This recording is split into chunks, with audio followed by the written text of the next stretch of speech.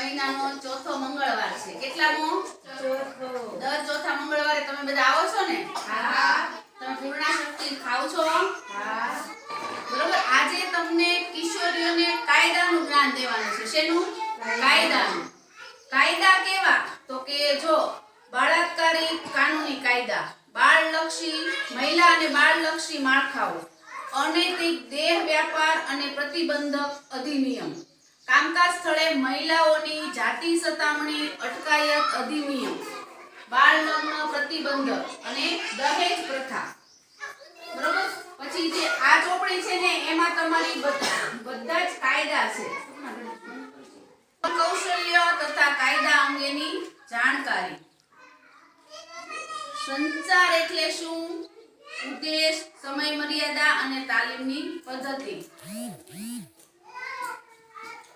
કિશોરીને બીજાની વાત સાંભળવાનો અર્થ એ છે કે બીજાની વાત ધ્યાનપૂર્વક સાંભળવી, તમને કહેલી વાત ધ્યાન આપવું અને તેને સમજવી. બરોબર. વાત પૂરી કરવાની ઉતાવળ નહીં કરવાની. દેશમાં છે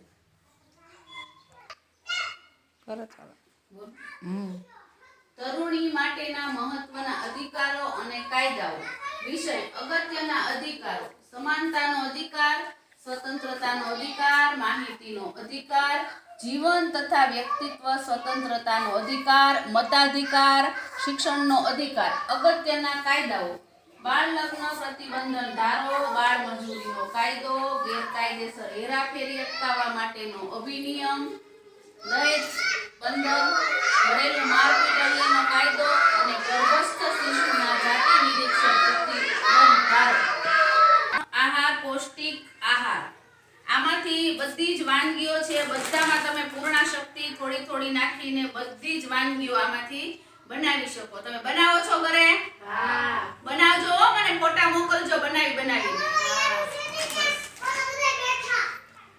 બરોબર. અને દર મંગળવારે તમારે આવવાનું. આ છે કિશોરી પોથી. આમાં તમારા જે મનના જે બધા વિચારો હોય, પછી જે કાંઈ તમને માસિક દરમિયાન તમને કાંઈ પણ દુખાવો, કોઈ પણ વસ્તુ થતી હોય તો આમાં બધું જ છે અને મારી યારે બધી જ વાત શેર કરવા.